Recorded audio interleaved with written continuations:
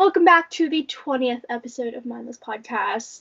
20, that's a lot. But today we're going to be doing part 2 of who's the most in these kind of like hypothetical situations. So yeah, today we're just going to start off with a riddle like always. Eva? So the riddle. You throw away the outside and cook the inside. Then you eat the outside and throw away the inside. What am I? An egg? No. I don't eat the egg yolk, so that would make sense because because you throw away the shell and then you eat the white and then you throw away the yolk.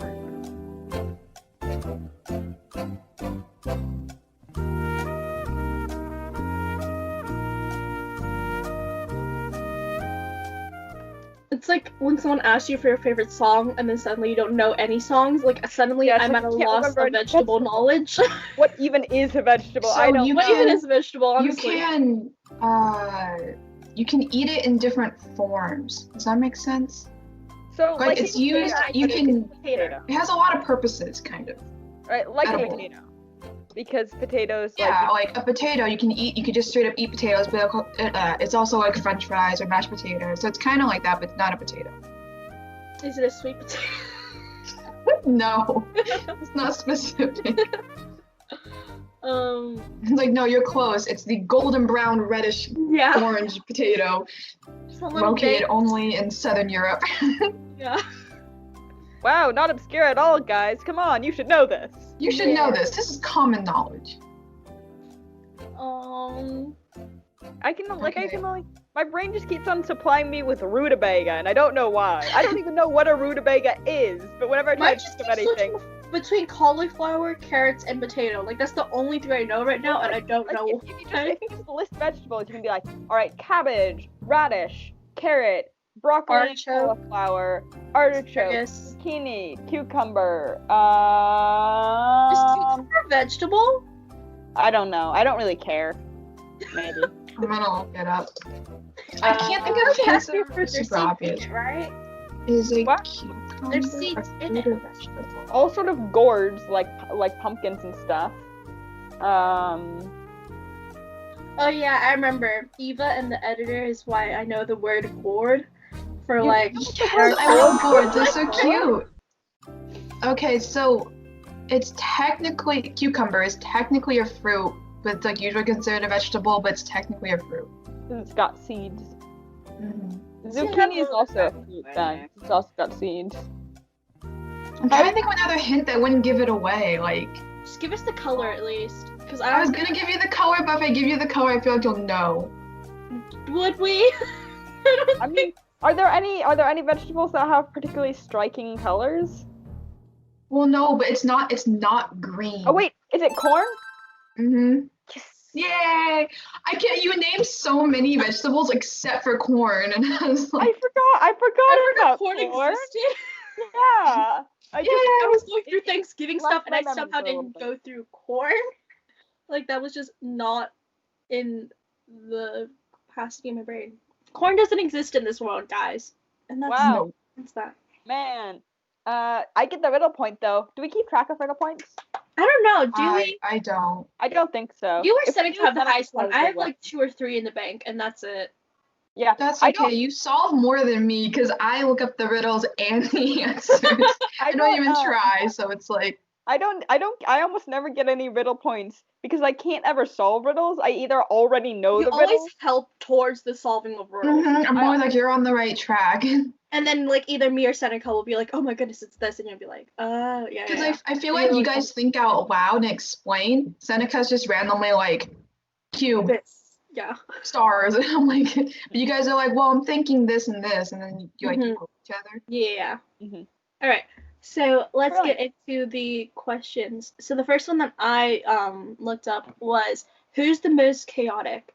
We're gonna include Seneca in this, even though she isn't technically in this, just for the purpose of it. We're just gonna talk about her behind her back. Oh no, she's like, I don't think she'd care even if we said. No, I like, mean she's gonna watch this anyway. It's not like we're Is saying she? anything she doesn't either Is she? A already know or B will hear from us anyway. Yeah, I don't think she'd disagree with most of this. She'd probably just be like, Oh, she might. Okay, what do you classify as chaotic? Is that like the most energetic, the most weird? I guess it's whatever your definition of it is. There are different flavors of chaos.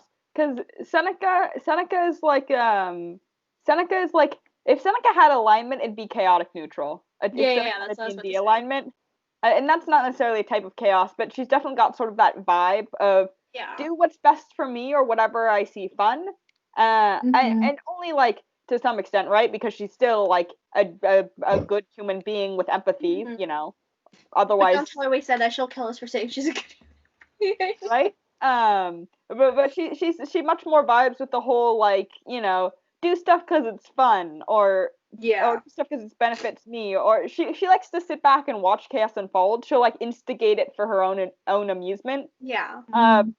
Eva has the sort of more Eva has the more silly chaos. Yeah. Right? I'm nervous. Eva I'm just like, sort of chaos whoa.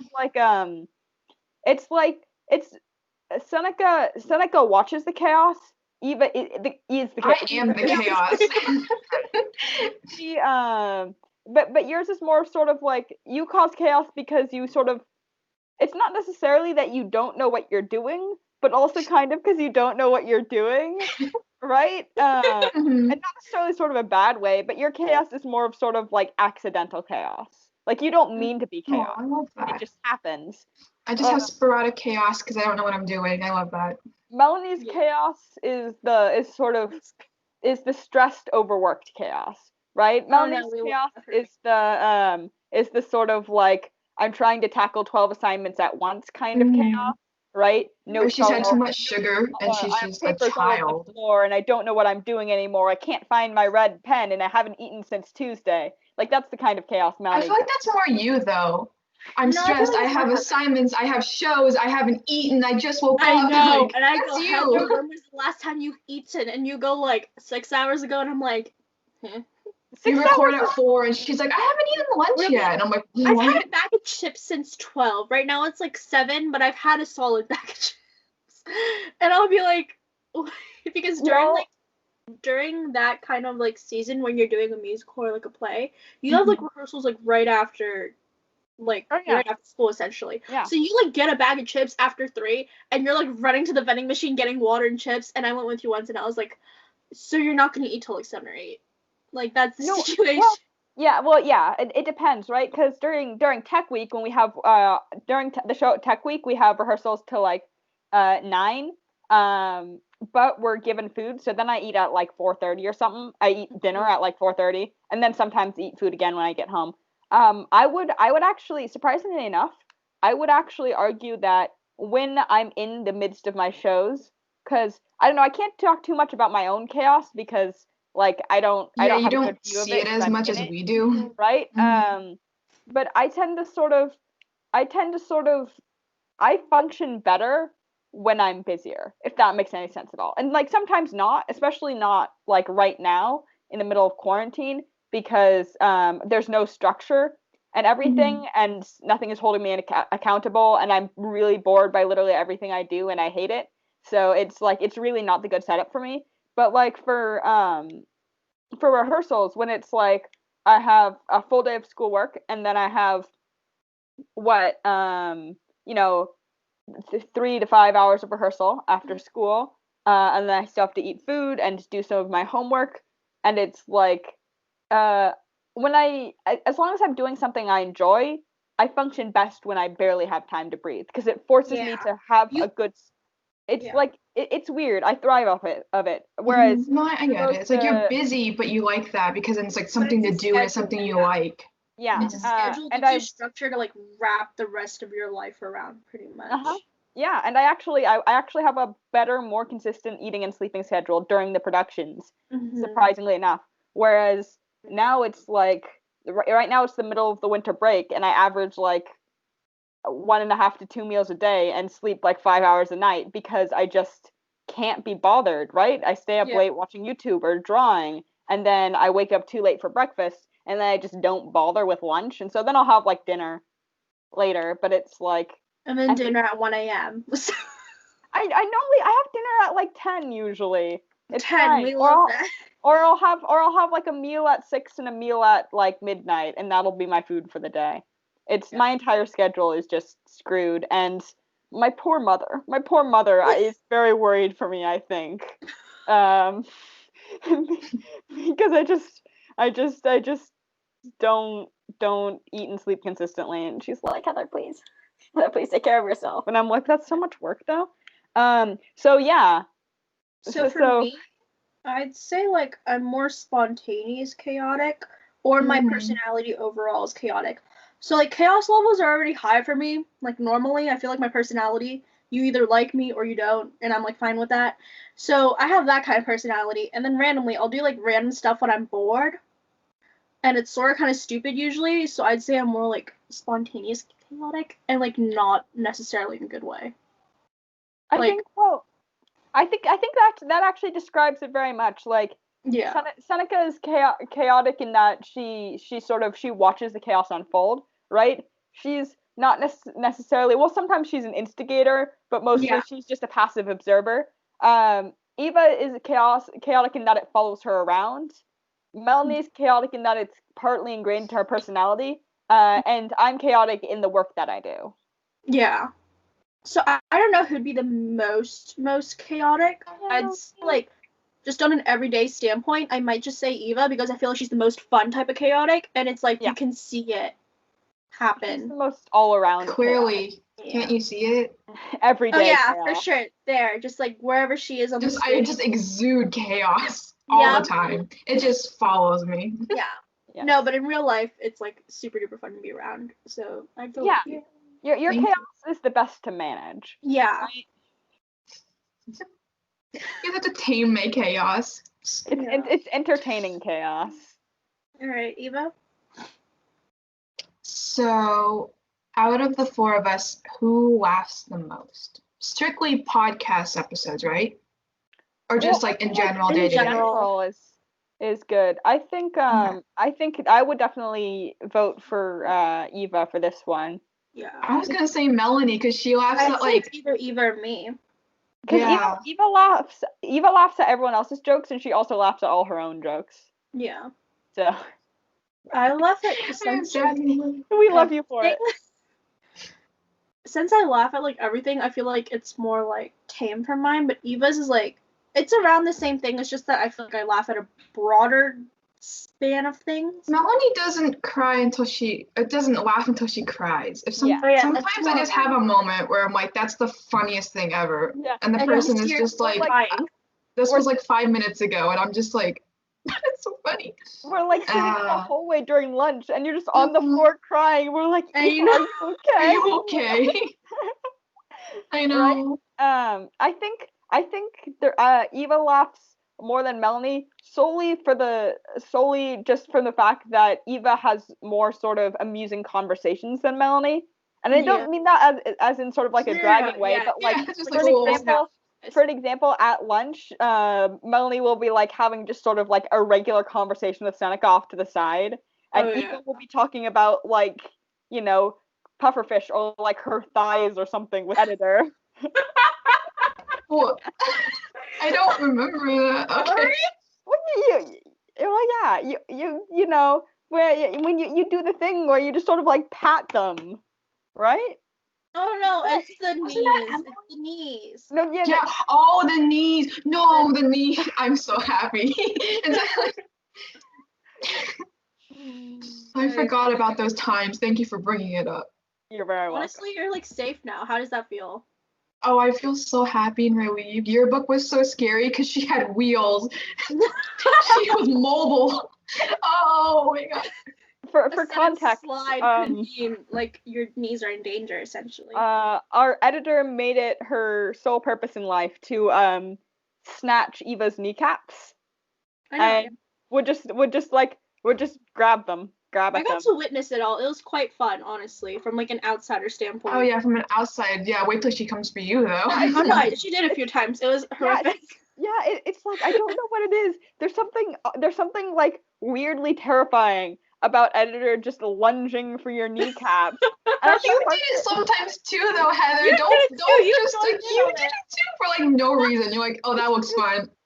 No, it's because all I'd have to do is wiggle my fingers near your knee and you would freak out, and it was really funny. It sucks. Just a thing, like if you're sitting, right? Let's say you're sitting and you're eating at your desk, right? The knees, it's like when they lunge, it's so hard to get them out of the way because you can't pull them up because of the desk. You can kind of do this, but there's only so far you can turn. Oh no, God is witnessing. Yeah. Do you know how scary it was? Eldritch knee grabber. No, They're just like, they're so vulnerable and they're just there and you're like, how do you hide them? Because you know, like your hand, you could do that. No, your knees, they're so vulnerable. I had less issues with that, more just because it was more Seneca coloring my kneecaps. Like I had ripped jeans, so like the rips in the jeans, she'd take my highlighter and out of nowhere I feel something on my knee and there's a green highlighter just like coloring my kneecap. She would take like your own pencil or pen and just draw on you.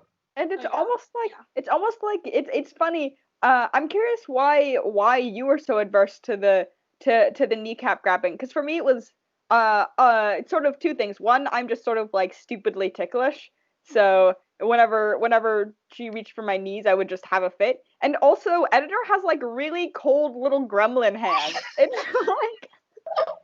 like all the time, and I don't know why. Oh. Oh my I mean, her hands are usually cold, yes. Her hands are pretty cold, yeah. It's just weird because like your kneecaps or just your knees in general aren't touched, and so for like a little hand to just be on your knee, it's like it's just too weird. What was the question? Who laughs the most? All right, Heather, you want to go into yours? Right. I don't even remember what mine are. All right. Who's the most likely to enter an animal enclosure at the zoo? / what animal enclosure would they enter? I think I know what mine would be. I feel like Eva would enter the enclosure of a fuzzy animal. Yeah, like a koala. Not necessarily a big fuzzy animal, like a small fuzzy animal, like a koala or maybe a lemur or something. Just to hug them and feel how like they're so cute. I would just like stand in the corner and appreciate and take photos and be like, I love you. I feel like Melanie would and the only zoo I've been to enough times to sort of know the basic layout is the SF zoo, so this is what I'm basing everything off of. Mm-hmm. I feel like Melanie would just like break into like the sort of expansive like Australian savanna habitat simply so she could fist fight the peacocks that are always in there. Because there's always at least one peacock just wandering. The peacocks get loose. They let them walk around. And I go, what the heck are you doing? Yeah, I don't know if any of the people listening are familiar with the San Francisco Zoo, because I think it might be solely San Francisco Zoo thing, but there are just peacocks just sort of around, and they're not in any sort of enclosure. There isn't like a peacock exhibit. They're just, and I don't know why. I don't ever see peacocks, especially not just sort of out and about like anywhere else. It's just in the SF Zoo, and they just sort of, they're in the habitat or they're not in the habitat. They don't seem to have much regulation. Like they'll just be around, and you'll be like, hey, look, there's a peacock, and it'll be really strange. Yeah, part of me thinks that I'd have an eagle competition with said peacock first, and they'd like do the feather thing, and I'd be like, yeah, no. Punch them. Square up. So, and that'd be I would cheer you on. Peacock's chasing me as I run to whatever other animal also attacks peacocks. Right here. Also, if anyone doesn't know, Melanie hates birds. Yes, I don't know why. Birds Most are perfectly... birds. There's a few that I make exception for. Penguins love penguins. Okay. I feel like you would fist fight a penguin, actually. I would not fist fight a penguin. I would hug a penguin. I kind of feel like Seneca would fist fight a penguin. Like I feel like she would break into the penguin. She would just shove it and then just watch it fall, and then she would laugh so hard. Slide down, like one of them would look at her funny, and that's why she would enter an exhibit. She'd enter a penguin exhibit and just sort of like shove one over to laugh at it. Yeah. Yeah, Heather, I feel like you would probably go to one of those more like exotic type of things and just take pictures of them. Like that's I'm thinking like butterflies, but also like the really cool ones, like maybe like a really cool lizard. Yeah. You would just want to like, you'd be like, can I feed it or something? Like, I don't know, you'd be like, ooh. Yeah. So I would essentially just be like a super dumb tourist who like walks into the exhibit to get a better picture. No, I don't think so. I think you like, because like I think you respect the animals enough that you wouldn't break in to touch it. If they had like where you could go in, you'd be like, we should do that. We should go in and like feed it or whatever. Oh yeah, like, I don't think ever a chance to interact with animals, I'm all down for it. Mm-hmm. I don't think you'd break in, especially because like it's a public. There's so many people that would see you, and then like I wouldn't have to break in for peacocks. That is great. And I don't think you want to terrify any of the animals. Break into a non-peacock exhibit just to fight the peacock that happened to be in it, though. I feel like you would do that. True. Or I go to the panda exhibit and just kind of sit there with them being like lazy, and they roll around, and I'm like I would just start crying. I would just be crying in the corner. Like they're so cute. Penguins, pandas, furry things, except for tarantulas, no spiders.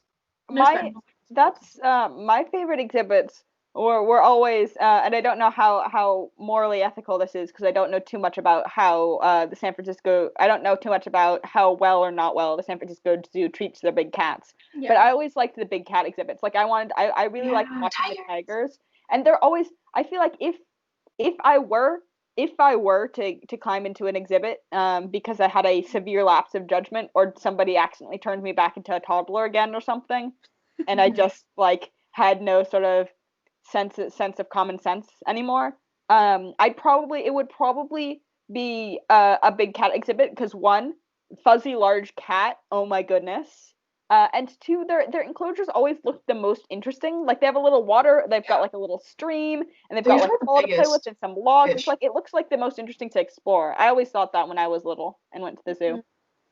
Whenever I went to the zoo, though, I remember the tigers, like, they're always, like, sleeping, or they just have their backs to you. Like, whenever I saw them, they, like, could not give a crap.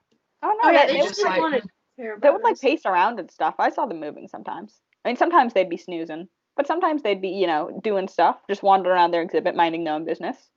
It was very cool. Okay, so next question we have is, who's the most likely to secretly be a spy? I think I already have my answer for this one. I'm gonna say Seneca. Yeah. Yeah, me too. Seneca just has that skill where she's like, she could be pretty secretive, and she would get away with most stuff. Like we said in the crime one from last episode, like I feel like she's very slick with that. I feel like she finds it a lot of fun. Yeah. If any of us were spies, we would screw it up. I feel like we all probably have. I feel like we definitely all have a capability. I think to hide like a very large secret. I mean, I don't know. Some of us might be easier than others, but Seneca's. I think the only one out of the four of us who I would trust Seneca would be able to have an entire secret life that none of us know about. I feel like she'd be the only one who'd be able to realistically pull that off. Mm-hmm. Yeah. Yeah. She could be using for fencing stuff. I have fencing practice. And just flies off to Paris. Turns out she never fences. She's actually working as like an undercover. She's like in some program. Well, no, she can fence. It's just whenever she. No. We know someone else who does that, or at least I do. So, alrighty. Eva, I believe the next one is yours. Mm-hmm. Who is most likely to be on a reality TV show? Not have one, just be on one, just for like 5 minutes. A quick. I feel like that would be Eva, because I feel like Eva's the most likely to do something ridiculous enough to gain traction. Oh no, yeah, it wouldn't be cool. It wouldn't be like, wow, amazing, like 16-year-old singer. No, it would be like, look at this really funny fail or something, or just be like something really dumb. They'd just be like, or you become like the newest meme format. Oh yeah, it would do this podcast, and someone would pause it at the right frame, and it'd be the stupidest thing, and then it's like the perfect meme. Yeah, it's great. Yeah. It's not great because I think I make the most out of the four of us. I think I make the weirdest faces besides Seneca. Yeah, Seneca's more like at any time. Wiggle the eyebrow or that weird judgmental face or like something like that. Yeah, I when I'm with like I have the capacity to make really weird faces. I just tame it down most of the time because I'm afraid of. I have the potential. Stupid. You need to really just give it your all. You're wasting potential. I do this. I don't know if you guys have noticed this, but there's a lot of there's definitely a good amount of times. I don't know if I've done this on podcast or not. I haven't like talked to people in a very long time, so I just haven't done it in a while. But especially when I'm talking to sort of like someone who I'm not a person. I know, but I only talk to you in person like once a week. It's very sad. But when I'm talking to someone who's like sort of pretty good friends with, or sort of like pretty good acquaintances or whatever, and I'll be like telling them about something because I'm always talking about I'm always the one talking whenever I'm talking with an acquaintance because I just can't shut up. Right? So I'll be like telling them some sort of story that's probably not very interesting. And I'll just be like, I can't really find the words, so I'll just sort of make a face to sum up the words. I'll be like, yeah, and they were like, and then I'll just continue on. I just don't give them because I can't think of the proper words, so I just make a face. We love that for you. I don't know if you guys have ever noticed that, but I notice that sometimes because I've done that, and then I'm halfway through my next sentence, and I'm like, wait a minute, what am I doing? Why is my face scrunched up like that? Yeah. The only one that I give off is that judgmental face. I feel like a bunch of you guys have pictures of that by now. I have a pic. That's your contact photo. So every time I talk to you, you're always like, it's that face.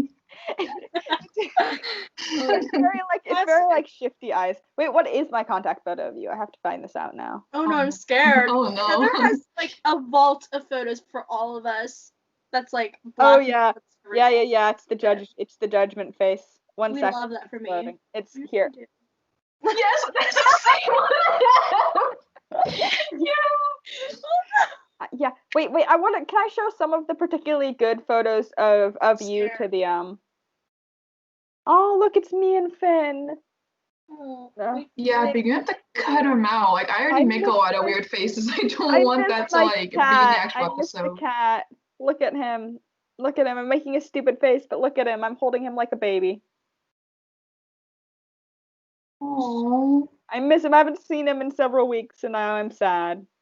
You and Melanie have like motherly things, but it's different. Oh wait.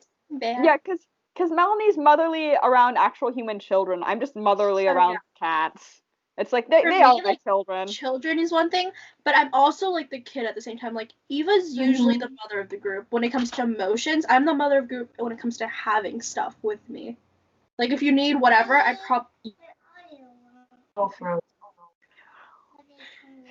Yeah, she has like the band-aids and the first aid kits and the snacks. And I'm more of the no, my child. I don't know. I worry. I'm the worrier. I have the worrying aspect because I was talking to my mom because she was asking if there was one mom friend, and I was like, we're all sort of mom friend. We all have different aspects of the mom. Yeah. Right. Melanie's like the responsible one, and Eva and Emily are like the got like the kindness and sympatheticness of the mom friends. Heather and Seneca are specifically more like advice wise. Yeah, I remember the one time I asked for advice, it was just like you guys grouping together and be like sitting down, and I was like, okay, let's go. I'm trying to scroll down to see dumb pictures of Eva, and I'm just seeing pictures of my cats, and now I'm sad. My last question is, what is the order in which we will all die in a zombie apocalypse, and how? Should we start with who dies first? Yeah. And then we'll go. I think it's Eva. Yeah, I think it's Eva too. Probably. Yeah. I think Eva dies first because she's Eva. I hate to tell this to you, Eva. I love you, but you definitely have that sort of the female character who's the first to die in horror movies vibe. Like you're the first sacrifice, right? You're sort of like how the movie starts off with you just getting your head chopped off, right? I think no. Either that or Seneca or someone would sacrifice me. I feel like we'd be like in a big like crowd and like I wouldn't see behind me or something. Oh yeah. Yeah, I feel like you I don't think I'm very spatially aware, so like I feel like I just wouldn't see it. I feel like you would just fall victim and you would die first, and I would die second because I was sacrificed by Melanie and Seneca. Like the two of them band together and decide like, all right, really need her. Do we? Yeah. Nah. I feel like sacrificed by the two of them, and then I feel like Seneca would, and then Melanie would either like get stabbed in the back by someone she betrayed, or like would starve to death or something, and Seneca would be the last man standing. Seneca has those fencing skills, you know, she can jab a good zombie here and there. But here's the thing, I think Eva would actually die because she saw someone close to her turn. And then someone from behind. Yeah, or I just couldn't kill them or something, and then they'd come get me. I think, so I think Melanie and Seneca are the most fit of our group, right? Of the four of us, at least, right? So, like, Seneca has jabbing fencing skills. Yeah. But I don't know how great she is stamina-wise. Like, if you were running for a long time. I think Seneca runs a little faster than me. I feel like Seneca's resourceful. Resourceful, but I feel like Melanie in a zombie apocalypse would be more cutthroat. I feel like honestly, I feel like I might die because I couldn't run fast enough. Like I would, because I am a very slow runner, right? So I feel like I'd be outrun by the zombies. I'd just be eaten by the horde. And then I feel like Seneca is actually the one who Melanie would backstab Seneca, and Seneca would die to the zombies to save Melanie. And then Melanie would live a life of like guilt and solitude because she murdered all her friends. But she would be alive. Yeah. I feel like Melanie wouldn't, like, it's very easy. Like, if I don't like you in our group and, like, whatever, she'd, like, no problem cutting you off. Yeah, well, normal people, if I don't like you, like, you'll know. I won't feed you to the zombie, but, like, if I'm not gonna be, like, upset if you die. Also, I feel like she would be, like, very logical. I feel like I'd be too attached, like, if someone in our group got bitten or died or whatever, but she'd just be like, you know what, it's okay, we gotta go. You don't have time for this, we gotta go now. I'd be like as surprising as it may seem, I definitely very much feel like Seneca would have a harder time sacrificing people for the greater good than Melanie would. Like I feel like Seneca would have more inhibitions about that. She would because I don't mean to sort of like grate on your personalities, because I know you both are good. You both are good. You both are good. Seneca has a really strong Seneca, although she doesn't like to show it. Seneca has like a really strong underlying moral compass, and I feel like she just would not be able to ignore that, and Melanie would. Like she brought it up in the trolley problem. Seneca, she was like, we're like, okay, if you had to choose between like you're like a stranger or someone you hate or something, but she was like, I don't think I could ever hate someone enough to kill them. But I feel like she doesn't like.